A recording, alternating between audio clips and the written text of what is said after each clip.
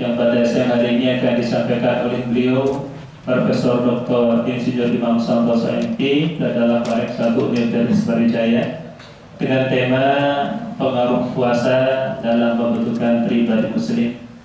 Untuk memberikan waktu kepada beliau Profesor Dr. Insinyur Imam Santoso kami persilakan. Dari saya akhiri, wassalamualaikum warahmatullahi wabarakatuh.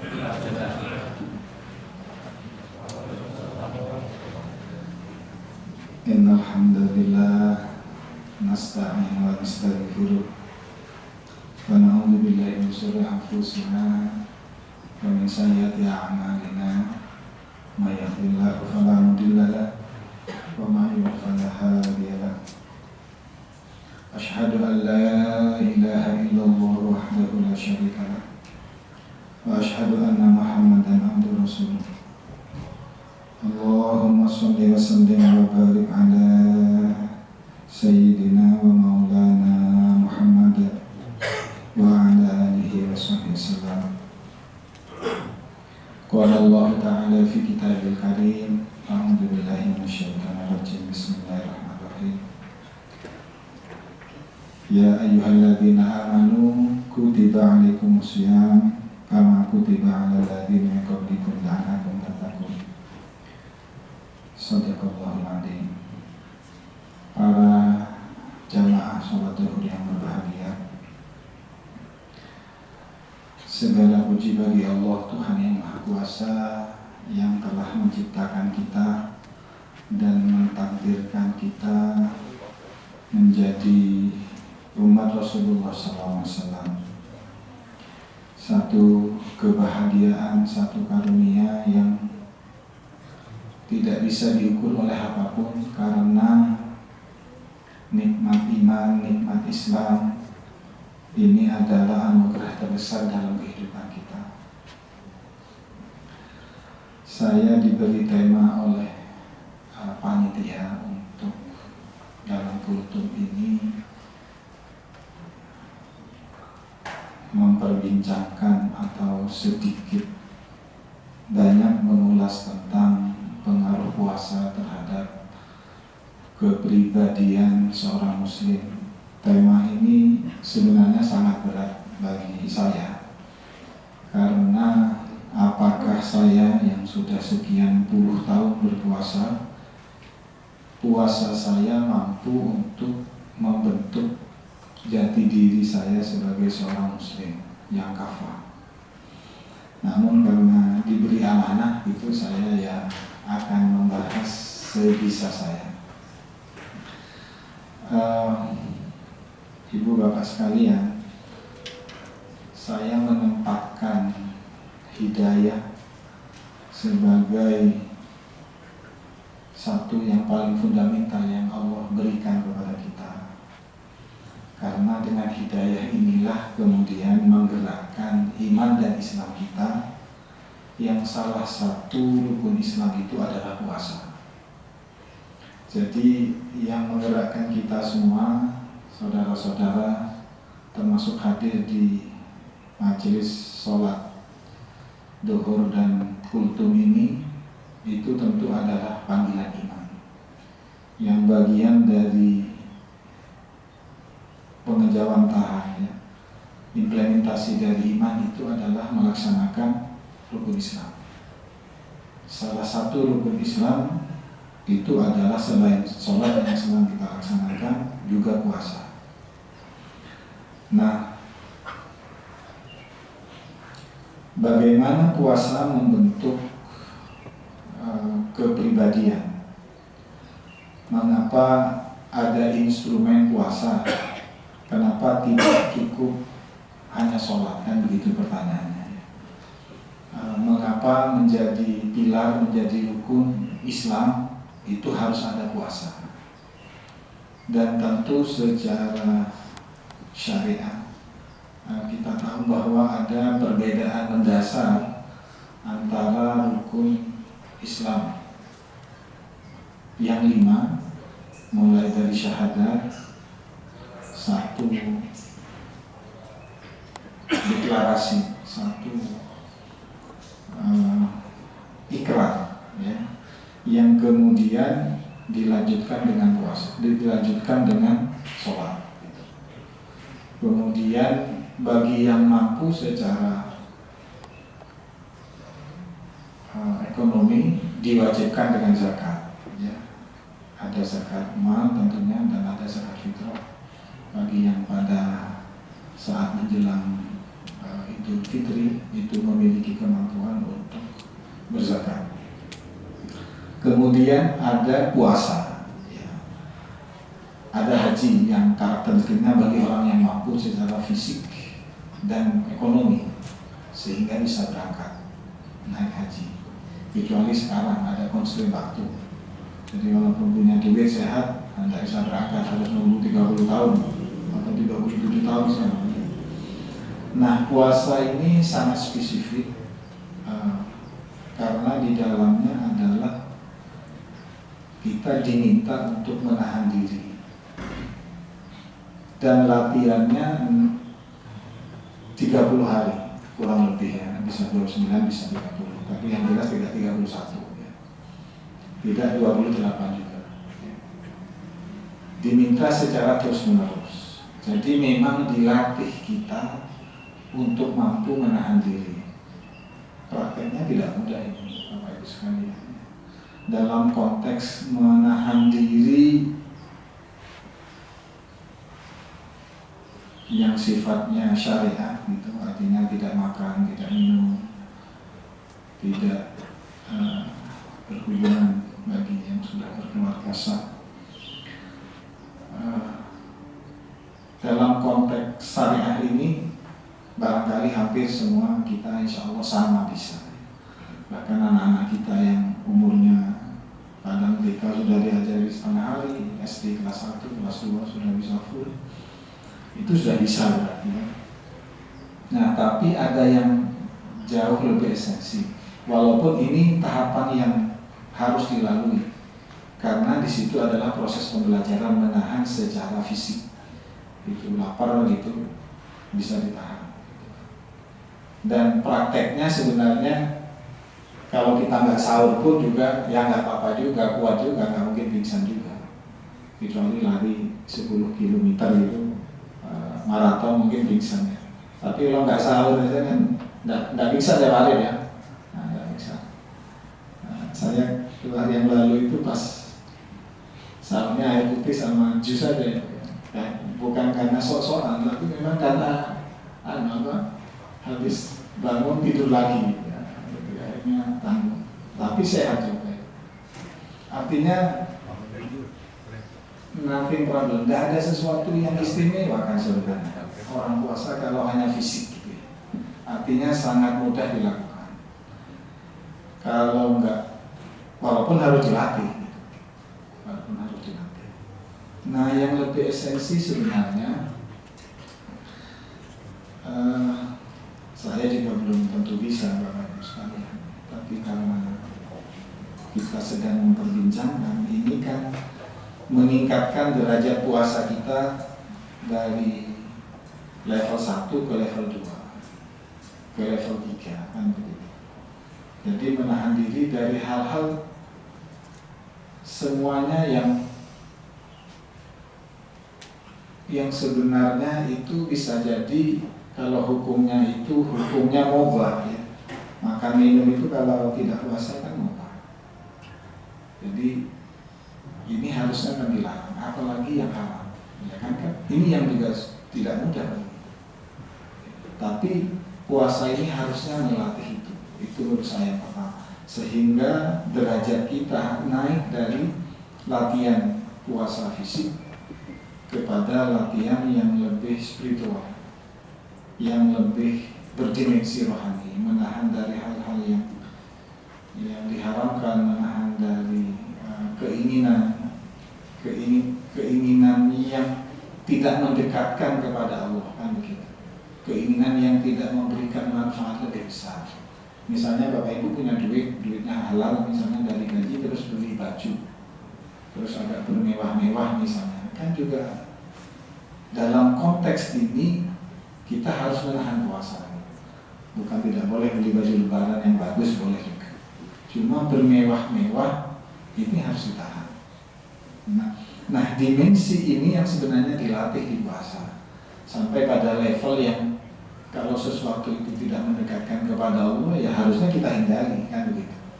Kalau sesuatu itu membawa mudarat kepada teman kita, sahabat kita, ya harusnya kita termasuk orang yang ikut membantu, melindungi misalnya, dan seterusnya. Sehingga dimensi puasa ini akan mengantarkan kita kepada pribadi muslim ya, yang bukan hanya sehat secara fisik karena dengan puasa, tapi secara mental spiritual kita sehat. Dan puasa juga mengajarkan untuk berbagi.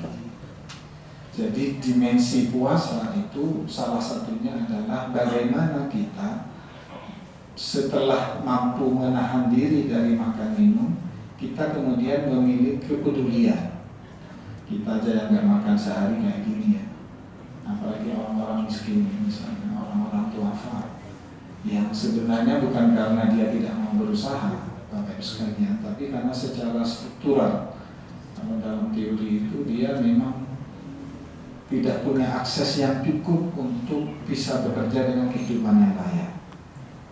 Ya, jadi kita yang bekerja ini alhamdulillah ya, patut kita syukuri, bekerja di sektor formal punya gaji tetap. Ya. Sementara ada saudara-saudara kita yang bukan tidak mau bekerja, tapi secara struktural itu mereka sulit untuk mengakses sumber-sumber pekerjaan yang lain. Nah, karena itu kemudian dimensi kita lewat puasa ini diminta untuk punya kepedulian sosial. Karena itu menurut hemat saya, dimensi puasa itu selain kepada diri mampu menahan, juga dia harus memberikan dampak pada kesalehan sosial. Ini terminologi yang sering dipakai. Jadi pada level yang lebih tinggi, kalau kita puasa tapi tidak meningkat kesolehan sosial kita, ya kurang makna puasanya.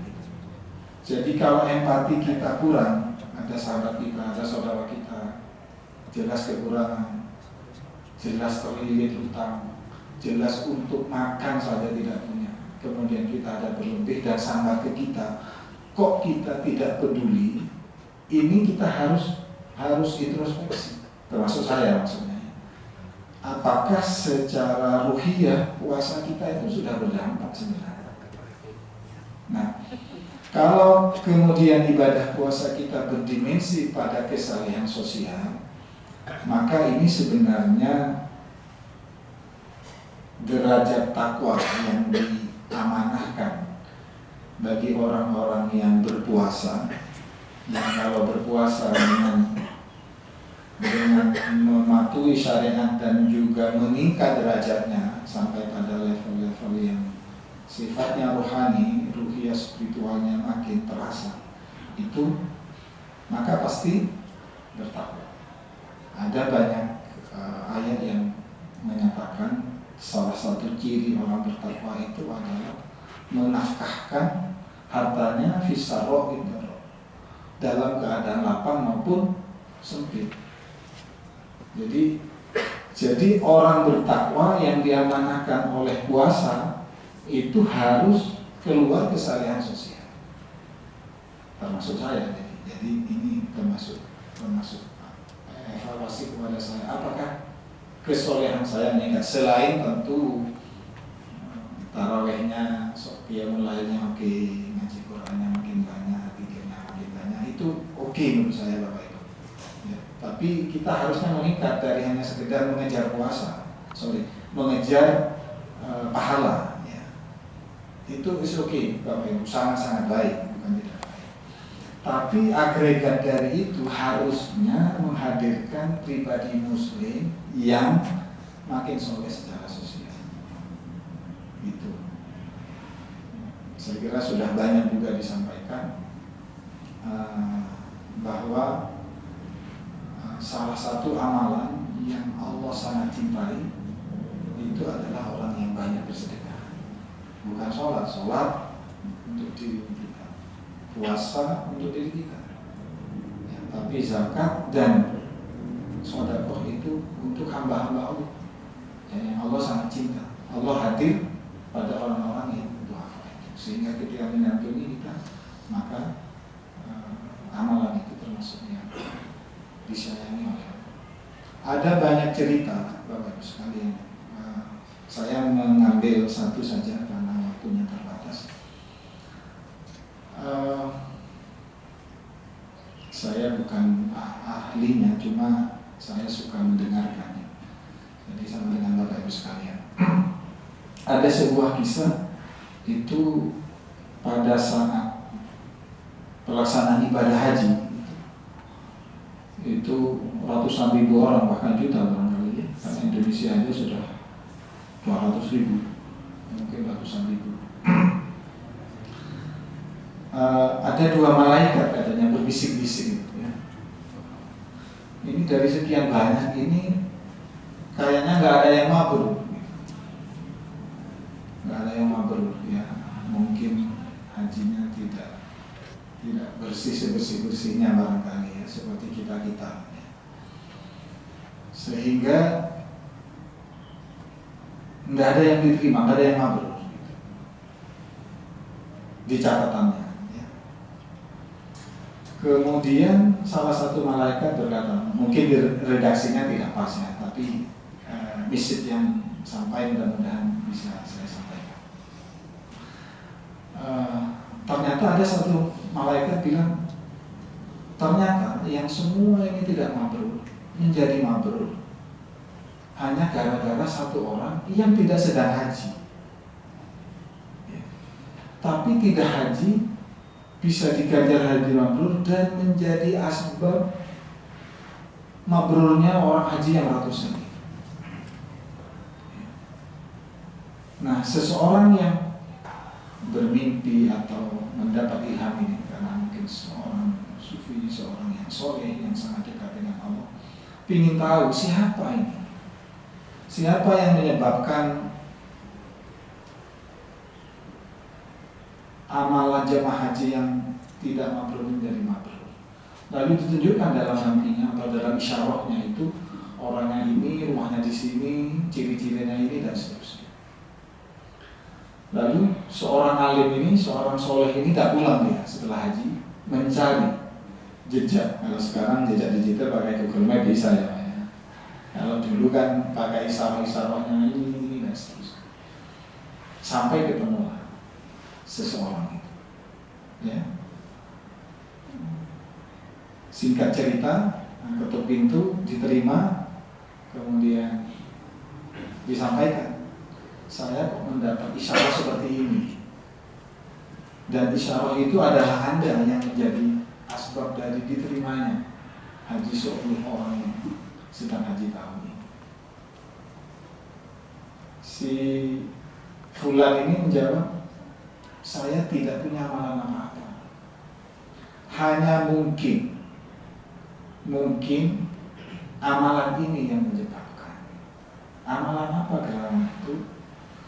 Ternyata si fulan ini, Bapak sekalian, sudah niat haji, uangnya udah terkumpul nih, udah istilah kalau di sini tinggal pelunasan, gitu. Udah tinggal dibayarkan, tapi belum dibayarkan. Mengapa tidak dibayarkan? Ada kisahnya. Jadi saat itu istrinya lagi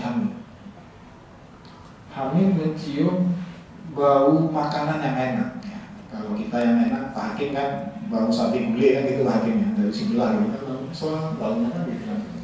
Wah, sopre masak gulai gitu. Karena saya suka gulai ya, dulu gitu. Sekarang menangis sudah. Istrinya, Mas saya, kalau bahasa Jawa ya Mas, kalau bahasa sana nggak tahu saya. Mas saya kok wih sekali ini baunya masakan. Kebetulan istrinya hamil. Kalau hamil kan mesti dituruti ya Pak Hakim. Ya Mas Fajar ya, mesti dituruti. Saya punya pengalaman soalnya berkaitan dengan itu. Jadi dicarilah sumber ini. Mungkin beberapa menit lagi ya Bapak. Dicarilah sumber makanan ini. Gitu.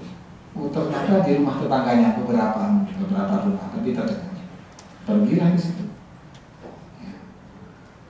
Di singkat cerita, tok masuk itu ada apa gerangan? Disampaikanlah bahwa istri saya hamil, istri saya membawa makanan yang lezat untuk beliau, dan itu setelah saya telusuri keluar dari rumah ini. Bolehkah saya minta sedikit makanan untuk istri saya yang lagi hamil? Jawaban dari keluarga ini Bapak Ibu adalah makanan itu halal bagi kami, tapi haram, tidak boleh bagi bapak dan istri. Bapak bisa kan, harusnya halal bisa dua-duanya. Ternyata yang dimasak itu Bapak Ibu sekalian itu adalah bangkai. Saking nggak punyanya duit, saking nggak punyanya yang dimasak. Kalau Bapak Ibu kan masih bisa, ya kan, bisa masak sapi gulai, gitu kan, masak minimal ya pindang digoreng sih, dipannya kan enak ya, masak aja ya. Ini saking nggak punyanya Bapak Ibu, sampai bangkai dimasak, sehingga karena sudah berhari-hari nggak makan ini, sehingga menjadi halal. Kan kalau hukum darurat itu halal, gitu kan? Kalau sudah berhari-hari nggak makan dan menyebabkan kita nanti bisa jadi sakit, yang haram pun boleh, tapi tidak boleh banyak-banyak. Namanya darurat. Sehingga dia bilang ini haram bagi Anda, tapi halal bagi kami. Begitu si fulan ini tahu ceritanya Bapak Ibu, pulang dia pamit pulang, kemudian bilang sama istrinya, kita nggak akan berangkat haji tahun ini. Kita akan belikan makanan sebanyak dan kita akan kasih duit ini kepada keluarga yang miskin tadi. Kira-kira saya belum bisa Bapak Ibu begitu banget. Mudah-mudahan Pak Hakim bisa ini. Artinya Bapak Ibu sekalian, level kesalehan sosialnya melewati batas mabrurnya haji Bapak Ibu. Ya. Jadi level kesalehan sosialnya ini, empatinya itu melewati batas kesalehan haji mabrur yang tahu kita semua tidak ada balasan bagi haji mabrur kecuali surga. Ini tidak perlu haji.